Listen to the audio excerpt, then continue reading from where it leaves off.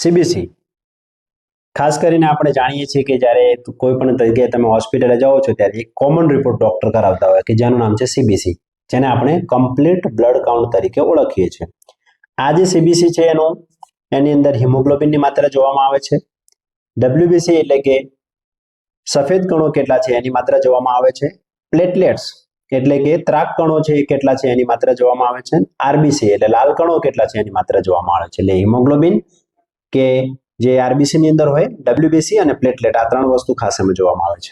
હવે આ રિપોર્ટ ક્યારે કરાવવો જોઈએ? કે જ્યારે તમને વધારે થકાન મહેસૂસ થતી હોય, થાક લાગતો હોય, કમજોરી લાગતી હોય, ચક્કર આવતા હોય, સાંધામાં દુખાવો થતો હોય, બરાબર છે, અને વજન વધી જાય, વજન ઘટી જાય, અથવા શરદી ખાંસી જેવું થતું હોય તો આ રિપોર્ટ કરાવવો જોઈએ. અને હું તો એ જ સલાહ આપું છું કે દર 6 મહિને અથવા 1 વર્ષે સીબીસી નો અવશ્ય રિપોર્ટ કરાવવો જોઈએ. હવે લોહીની અંદર જો હિમોગ્લોબિનની માત્રા ઓછી હોય તો એનેમિયા એટલે કે પાંડુ રોગ થઈ શકે છે, અને હિમોગ્લોબિનની માત્રા જો વધારે હોય તો હાર્ટ એટેક, હાર્ટ ડિસીઝની સમસ્યાઓ વધી શકે છે. હૃદય સંબંધિત જે સમસ્યાઓ છે વધી શકે છે.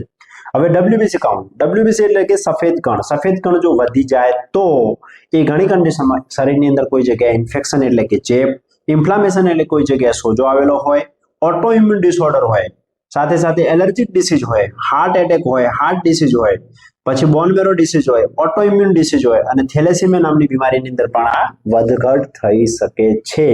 અને પ્લેટલેટ વધી જાય તો પણ તકલીફ, ઘટી જાય તો પણ તકલીફ. એટલે સ્વેચ્છાએ જે જરૂર લાગે, તમને કમજોરી જો મહેસૂસ થાય તો આ સીબીસી નો રિપોર્ટ અવશ્ય કરાવવો જોઈએ.